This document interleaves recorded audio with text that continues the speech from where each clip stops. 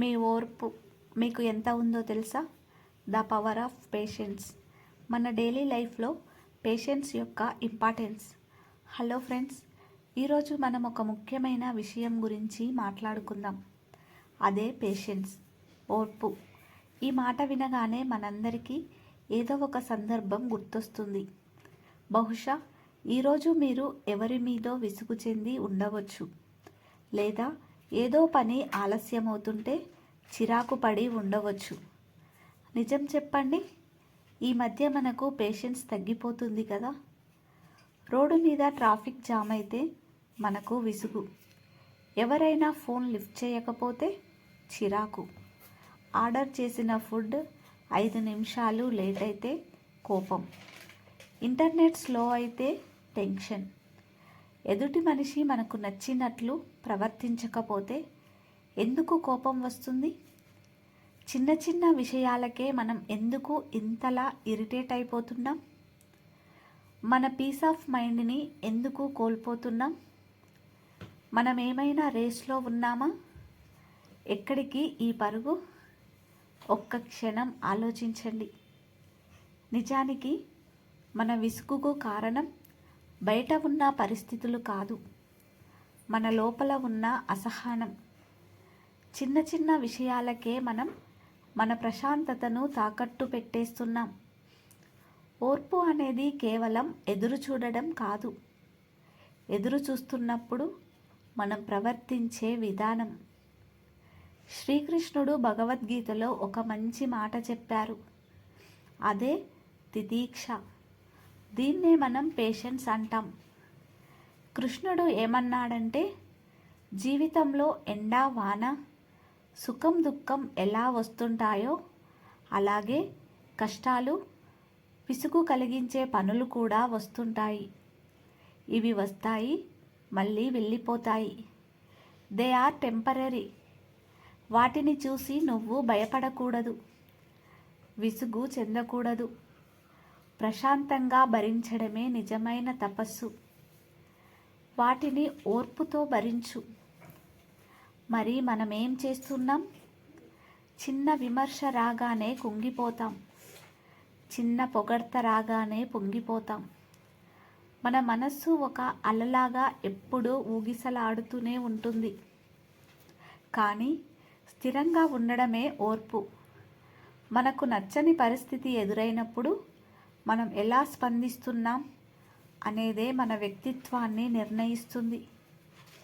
ఓర్పు అనేది చేతకానితనం కాదు, అది ఒక నిశ్శబ్ద శక్తి. విసుగు మనల్ని ఎలా నాశనం చేస్తుందో తెలుసా? చిన్న చిన్న వాటికే విసుగు చెందడం వల్ల మనకు కలిగే లాభమేంటి?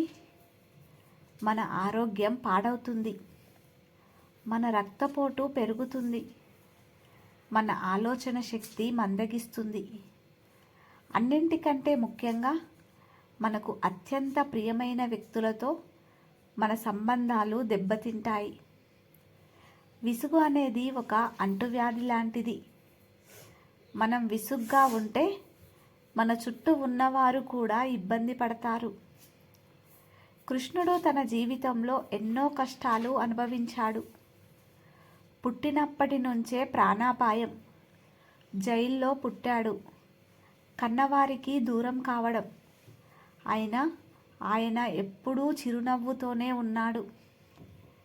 ఎందుకంటే ఆయనకు తెలుసు, కాలం అన్నింటినీ మారుస్తుంది, మనం చేయాల్సింది ఓర్పుతో ఉండటమే అని. పేషెన్స్ లేకపోతే వచ్చే నష్టాలు.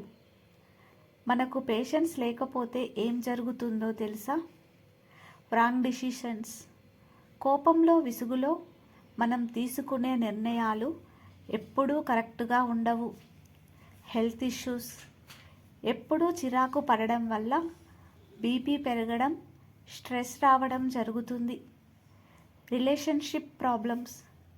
విసుగులో మనం అన్న ఒక్క మాట వల్ల ఎన్నో ఏళ్ల బంధాలు తెగిపోతాయి. మీరు గమనించారా? మనకు విసుగు వచ్చినప్పుడు ఎదుటి వారిని మార్చాలని చూస్తాం, కానీ నిజానికి మారాల్సింది మన రియాక్షన్. నేచర్ నేర్పే లెసన్స్. ప్రకృతిని చూసి మనం చాలా నేర్చుకోవాలి. ఒక్కసారి మన చుట్టూ ఉన్న ప్రకృతిని గమనించండి. ప్రకృతిలో ఎక్కడా తొందర ఉండదు, కానీ అన్నీ సమయానికి జరుగుతాయి. ఒక చెట్టును చూడండి, అది పళ్ళను ఇవ్వడానికి ఎన్నేళ్ళు ఓపికగా ఎదురు చూస్తుందో. ఆ చెట్టు ఎప్పుడైనా నాకు విసుగ్గా ఉంది, నేను రేపే పండ్లు ఇచ్చేయాలి అని అనుకుంటుందా? లేదు. అది ఎండను భరిస్తుంది, గాలి వానలను తట్టుకుంటుంది. ఒక నదిని చూడండి, సముద్రంలో కలవడానికి అది వేల కిలోమీటర్లు ప్రవహిస్తుంది. దారిలో కొండలు రాళ్ళు అడ్డు వచ్చినా అది ఆగదు, విసుగు చెందదు, దారి వెతుక్కుంటూ సాగిపోతుంది. ఒక చిన్న మొక్క పెద్ద చెట్టు అవ్వాలంటే ఎన్నో ఏళ్ళు పడుతుంది. అది ఎండను భరిస్తుంది, వానను భరిస్తుంది. నాకు విసుగ్గా ఉంది, నేను ఇప్పుడే పండ్లు ఇచ్చేయాలి అని అది కోరుకోదు కదా. ఒక చిన్న పాప నడక నేర్చుకోవాలన్నా టైం పడుతుంది. అన్నీ ఒక పద్ధతి ప్రకారం జరుగుతాయి.